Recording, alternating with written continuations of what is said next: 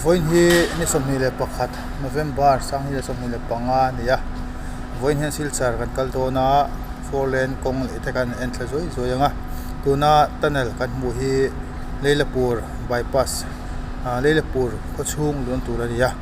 chuanin tuna hian an la siam zo lo wang hianin kan la hmang lova kan tlan zela ti hian Leilapur khochhung kan lut pheianga chuanin hei an lo siam duai to maya hmuhnawm khop mai chuan tuna hian Leilapur kan pel pheia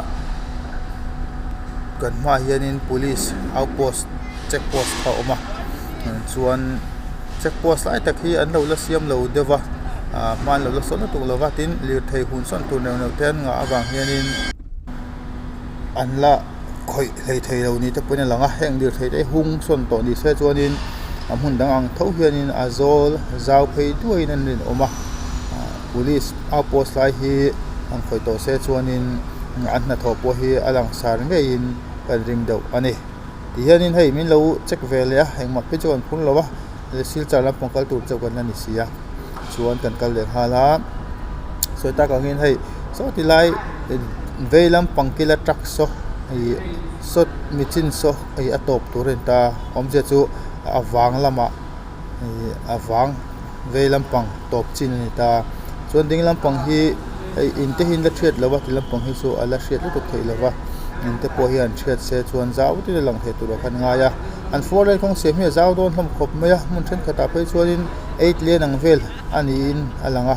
kan kalang kan en zelanga chuan kong hi che khop maya hewa hianin du ai chuanin kan camera lak te hi afia lawang thi chuan ring do leka a chena sa viewin ka ringa chu ata po chuanin khe tu te na min lo thir thiam sak zel kan han ngen hal buk chawni tin ta soita ka gin tilai hi lo siam ve mek buka tuna kan kal lo na lampang hi WBM an pha na lai an pha himania ala chil thei lova road roller te dan chila tin achunga hianin sei thin angin alkadra te po an lon tura ngai la thang chuanin tilai te hi a che khop maya abibo khop maya hewa hianin camera kan lak po ya phone lo lowa heng te po hi min lo an thiam sak zalula tin thei chin kanon tilang zelanga kalpain an siam to chin te chu tlang nuam thei khop maya an na siam zo lova tuna po hin hei kan la thazela te hianin tilai te po hi hei adai dan tu kha i veilam pa dinglam panga hian lo siam to a tai te po dai dang tu siam vek to a ha hi chu lo thok vera ka ni ti kha lang rang bok ani chuanin kan plan zelanga ti hianin tiang lai phe hi chu azau don khop mai ti han sei masanga chuanin hei kuna po hianin lei kan ma hian do tu roma tuna kan lampang chau hi do lania hei le lampang hin la do lova ding lampang kha khang ke po khan do huna chuanin ale ton tonin al kan sung thei tu ron ngai dova chuanin tilai takhi diversion jang son peng tur lai kha ani don ta tuna kan omna lai takhi tuna kan tlan lu na takhi baga bypass tur in don ta chuan kan tlan lo lampang vei lampang zo ka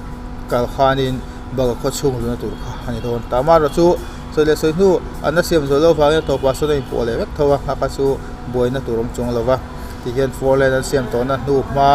an siam to na te hi chu tlan an om thei par khop ma kan tlan par kem an kan tlan chak zong hi somriat para warang in han tlan ve ta somriat para warang han tlan par hi hei chak po ala tlan thei ani hei chak po hianin ala zo em kong hian tin li thei da po hi da tlan chak thema ro chu ha chu thu ni ta sela chung khat pe chu za som te po ngan tla ma ro chu kan motor hi te thawang hian azang khop me a hlom do le ka wang tlan zen lawa ni somret borvel hian kan tlan do tlang pu ting la pe chu adong khop mai par mai na chuanin tiang che hianin mizoram kong po hi siam alen do na somret vela tlan par thei turin han siam ta se vaireng tele ejolin card chu a nai ko kin garing da khar khata kem somret ta chaka tlan chuanin ejol ta chu kem za som khum ponga vel ania da card nia kan thleng far tina ni chu chuan soita kangin Fourlane kong siam te hian an la thok zo lo na save kop me teng la pang po hi lei do tur hi an nge ni ting an yang hi an than mo bok ve do din a langa han do lei thei lo an do zo lei thei lo ve boka he hian ha hi to so to ve em boka ni so tuna kan tlan le mek na hi ni china kan soi tak baga lu da tur kong kha ni ta a diversion kong tak kha chu kan ding lampanga hian an lo chung vuma he lai khi diversion kong tur kha ni a ta ke kan tlan char khitilai chun puang an tlan char ke chon baga kan hel le do na chuan tilai tuna baga kan lu don chuan tuna kan kal na hian kan kalep kan kal par angai ani chuanin kan soi ta ka gin so da son kan ma sonin baga lu na tur lei do alom don ta Fourlane noya he kong he lut phei don ani baga Fourlane hi chunga kalanga hi tuna kan kal mek na hian Fourlane cross anga Fourlane noya anin ani tengai te hi hei an lo siam na save ta khop me mi tuna phei chon sei to ang khanin ya ma chuanin hemi an siam tak mai chuanin kong pa nga ya kha tengan tan thei mai ta tuna baga lu na tura Fourlane noya kal kher ngai lo hianin kan kal thin kha ni ya tuna chuan hei lo dak lam to khop me kan kal kha de boka kha baga omdan ani tilai takhi chuanin kan ma sonin baga lu pheina turoma alut du lo tan e ka lu te lo ma yang ti tan chuan atlan tlang thei par tur ani ya na siam zo lo wa ala thei che lo wa kha boka ten baga lu kan tum sa ta ma se ai lu lo ma yang itang le siang kan ti chuanin kan tlan tlang par anga tilai a hingat peng ve don lo wani ma lo chu baga kan pen don chuan tilai hi kan kalangai thung don ta ding lak panga hingan peng anga baga kan du phei don ani tilai kha akong dan ani ya hei po hi an tilai tak phei chun lo thok chak lo khop mai kharin a hianin thok chak lawa hian zo don tonga tia to po hian tiang reng hian lo om maya an thok chak lo ve ang reng khop mai tuna hian baga kan thleng phei dona baga kan dut phei anga baga kan pel fela baga khot chung tak ka so ro tilang talo maya chuan tuna hian kan tan me zela baga kan pel phei to a manipuri market kan pel to boka tilai hi Fourlane ina aron in po le na lai takani ta hetia kan bagalam Silchar lam pangpang kan ni wangin baga pel Fourlane le tuna baga kong in po na lai vel tak kha tilai hi ta chuan hen tilai po hi hen lo man lo la ve sa to kop me inten lo thria ta tuilon ko te siama chuanin an lo ti ve mek boka tilai hi kan tan phei zelanga zau phei don khop mai tilai te po hi baga kan la mu che lo point tilai pong po hi hmuhnawm khop mai thina na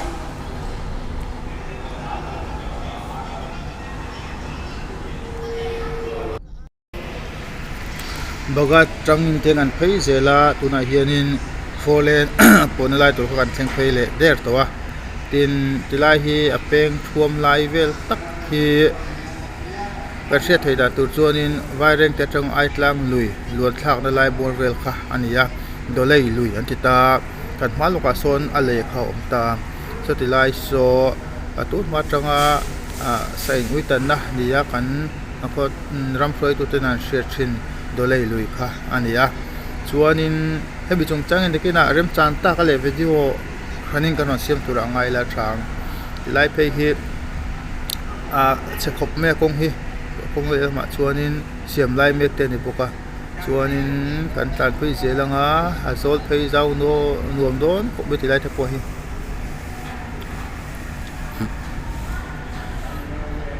so ta kangin kong hi chevelu tu ka hei hianin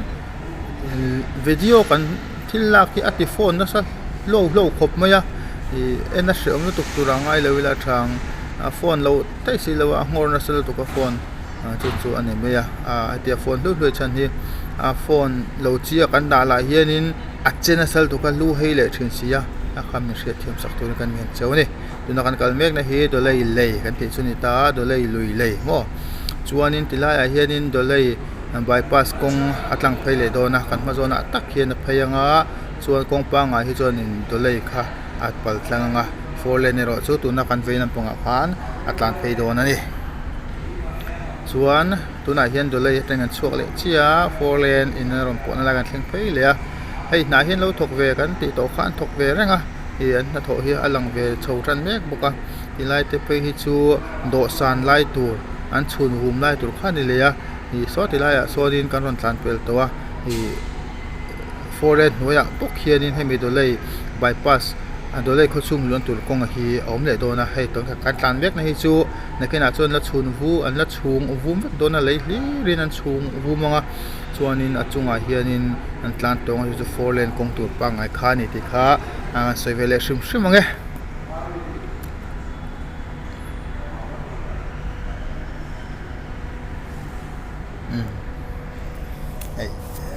chun lo lai kan tlan thleng phei ta chun lo lai phei hi chu ei zau ngang mai thina na Mizoram ma po zau ngang thin mai Mizoram khong po hi rem chap ma se pe ron ti le kan tu bonga chan chu package 3 hi an thok mek kan ti to kha chu ti lai chuan in tu na yen package 4 po hin thok mek ka package 4 point thok nem to khop maya ya kong ru rel te po alang tran to package 4 a po hin package 4 kan than ti chu no chim long to bil khot here kai cham khan tamaya package 3 kan ti chu vai reng te tu no chim long khan ya chuanin mun dang te pon thok to package 5 te po hin thok tran em ka chiang che lawa forest clearance ro chu an nei kat omjia ka soyom je chu forest ina thingle ma wan seng hoi tur te ka chu an ti fel do vat to a kong le tak tak chu package dang hian ti em ka che lawa 3 le 4 ro chun ti to ni me kan che dang hin tu na hian kan tlan le me ka Fourlane kong a chon nuam thei pangar par khop maya tuna po hian som riat vel booking han tlan le ania no ko me te ang par he kan kong ni se chuanin inkal pona kong thatak kan le nga thilen kim me hi ol som do ani varen ke tangpon jingdar ruka ron chok chawanga eizol chu jingdar ko vela karon thleng var don tinani chu po chu da kar thumatla muang mar takan ron tlam me ron thleng thei to don tinani ya chuanin chuai ma daru karon chu pon then khat phei chu dar sari le chan ve ta poron thleng kanom nok toin karin jing choi man na to turani don chu Fourlane kong a that huna chuan mo chuan ti hian kan han siam mek zela tuna po hian hei kan han tlan koi le dawa an siam mek na te hi a hmuhnawm thei khop mai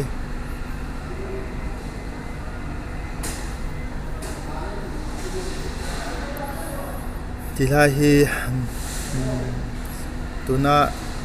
bolero ron tlan so Fourlane kong pa ngai tur khan le hetlai hi chu kan kal mai kering lo kai yo hi chon to Fourlane ta tuna chuan in asan chu direct vai reng te to Silchar direct aizol to Silchar kan ni thina wang hianin khochung po khochunga lu hel hi a tur to lo wa chuwang chuanin kan tlan par thei do ni ti khangan soyang e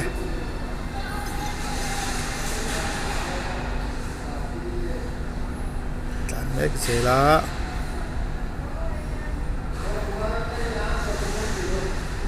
tiếng lai hi an siam lai me ka dibo kong chu cheweng ngang an soledo zel an sweet lo sang ve lo to thin bok sia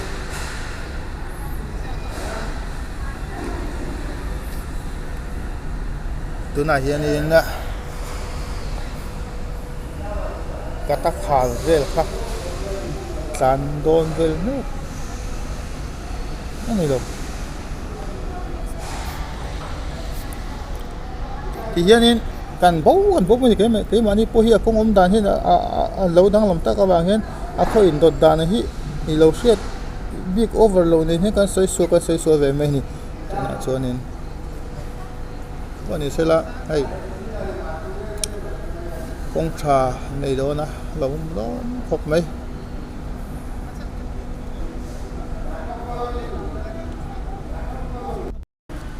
ai kan han tlan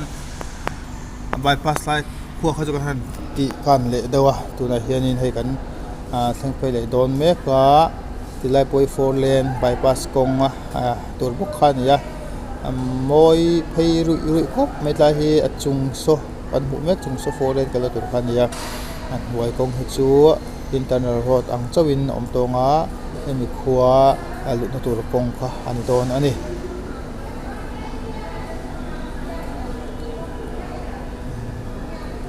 na tho hi soi nu kan kal fo ke ni chu kan hurenga an thok chak lo mangya te po kan han ti ve lo thin na ma ro chu hi an thok chak lo over big lo wa hi Mizoram ai mai an thok chak em katia Mizoram chu lei ngar khan ya chu chung po chon du thu sa min an thok chak lo kan lo ti ve do boka ma ro chu hei tilam pangpo hi ke ni aya nge ni compensate tifel hmuhnawm zawk an ni ama ro chu nai ro chu thok masa zawk khan ni ya an ma hian an thok zo huna pe chuanin Mizoram hen kan la thok ve le lein ka ringa Mizoram in kan tho le le lain Silchar chu kai ni ta ne ro chuan kan kal pur pu thei to do ni Mizoram po khar lawan thok zo thoi tu ra ngai la tuna po hianin soita kangin simluang chu bil kho thlir kong po hi an lai rui to maya kong pui tang he lang theya nakina len chang ma sabira simluang kal huna te kan han la tu ra ngai la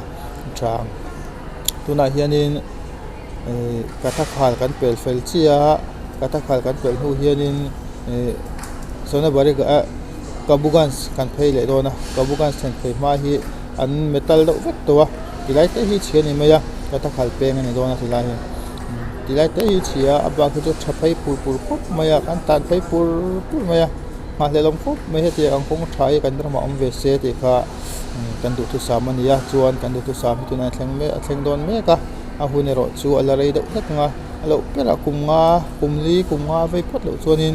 atem kong hi chu kan nei thein ka ring chung lo fa ma lo chu kan ngak tang mai ning chu tumte thirin kan thir wang do ni te ang kong pui thwa nei hun hi a ha le lom tak zet ani an tan para kan motor hi alto ani ya alto all model ang chi kha standard zoka an chi kha ni ya opa ve to asang boka han tlan par mai chu nuam ve rang asanga tian han tlan somriat sompua za ho solution asering nem thai khop me chu te sual te po lom thina ma la chu te nga chak chuan in kan tlan reng big lova tuna po hin somriat por vel chu kan tlan ani ti kha soi mar se Mizoram khuwa chuan somriat vel chau kan te takna Mizoram ko chu somriat tlan thlen par pa na turi wang khop mai an thlen zau hi chom theya ma la chu tlan par pa na tu chu wanga Fourlane kong kan nei hunai ro chuanin kan thleng chho akan pel chhawanga somriat po hi an tlan par thinin kan ring ani ma le lom khop mai le lam ti hianin ba angani adai dan tu len dai dan tu hi om ta he teng chi he Mizoram po hianin om tu rangai ani ya an estimate ta te an roi nga te alan dan chuanin kong dai dan tu hi om vek ani chu ha le lom khop mai ti hi kan soi thei ber su ni mai ha le lom ta ani an tan para tunai hian kabugan sikan lu don lo kai ni po hian diversion ko nga hian tlan don na tlan thei lo ang doin la soi ma se la kan tlan lui don na thei lo le kan le meng ti ril du na han tlan lui don ani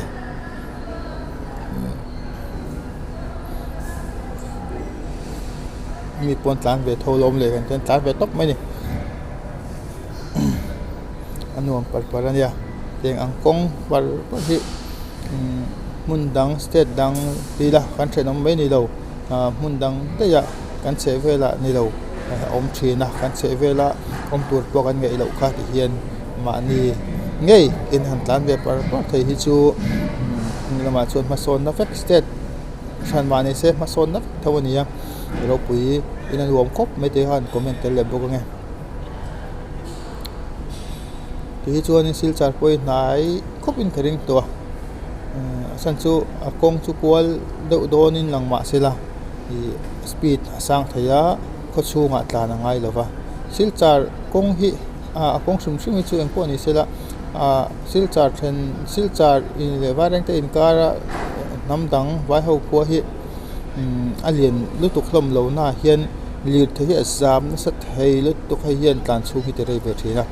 na chuan in Fourlane a tinga hankal par thei do ni ya chu nu a phei chuan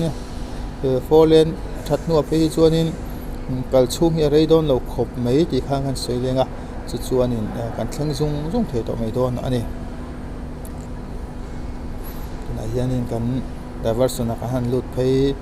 diversion atangin apong panga ya kan han lut phei lenga hei kan ma kal hi brezani ting tlak maya bek letter on tiang wa mai rum bek don yang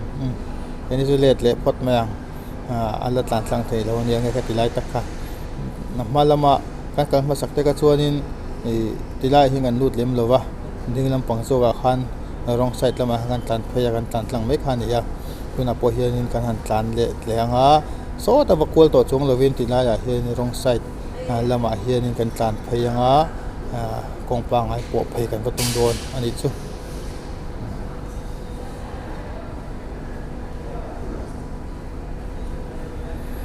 baga kong Silchar kong phai phei han tlan kual pop pop mai chu an wom ve ni o tlang kong Mizoram chu tlang kong ania tlang po lian ve do te omwa sela I tlang puin I selisi te lungdai si phir chhovel kong tlan nin om zia hi ni mai inti ve thino ko selawa kanin vai let char haya khateng kha ha sa po tlan chak theilawa helai ko nga chuanin ha dam dawin put king khatlek point atlan kol pop pop theni ting lai ko wa chuanin adam thla kom chu theng che chun Fourlane kong hi om don ta Fourlane kong chu zau do na ni tuna kong koi tam tak tlang bok te hi alamam phei do pop pop don hai hian kong koi wak asiam don lawatin alo koi ni pon I koi ul tak khat chu om thei lo khum singa Fourlane ani ha zawa chu wang chuanin put king khat point at steering her koi pop pop thein kan bring ani tlan ne ka bukan skandai wat to ka bukan spia hian pani bora ka sai sol natun bazar vel om lenga natun bazar ro kan hel lawa an tat phei zel turangai lan natun bazar hi chu la hel thei chi lo kan saka pu khanin san chu diversion kong hi an siam zo lo velu tuka kan la tlan ngai lo hrim ta natun bazar pia hian sana barigat sen phei ma hian pakhat om lenga chung lai vel te thlen chuan Fourlane hi kal natun bazar le sana barigat in kara hianin Fourlane hi vei lama apenga chu chu Silchar a po thung ta sana barigat lo hian Silchar an thlen phei thei ani chuanin han zela ti hianin hei passenger an la lak lo thei khop me hnunga kan tlan dang pon han ding chat mai a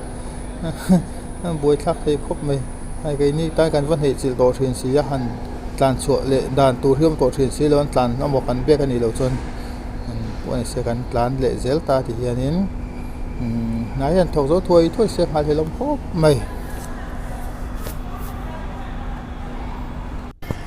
tlan hi khoi khuak ka chian ta chi lawa kan han hel vele khota tian diversion hi he chung lampang hi Fourlane kal na tur khan ni le ma miang ai nang dok ka om dan hi chu a chung ki Fourlane a hnuai hi a kholu na kong kha ani zel ta tuna hianin a khuat rai kan chuak chia Fourlane po pheina tur lekina po kan lu chon mi lu hemi tanela he kan lut phenga chon vei lama ding lama zok mole ding lama kan kol phenga chuanin Fourlane a kan tlang lut thin don ani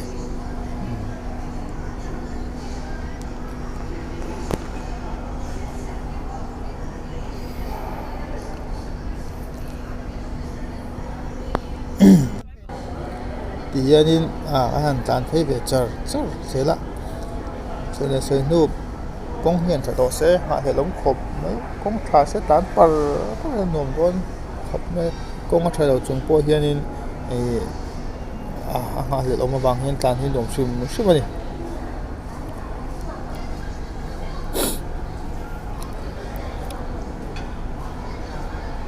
tuna hian Silchar kan lut phei trap to cú nem về chu cú nem thấy có mày Silchar hian in EV auto hi tam hop me tuna kan muang hi scooter auto petrol mang chi te diesel mang chi te chu om to lo thlu kan hi Silchar hian in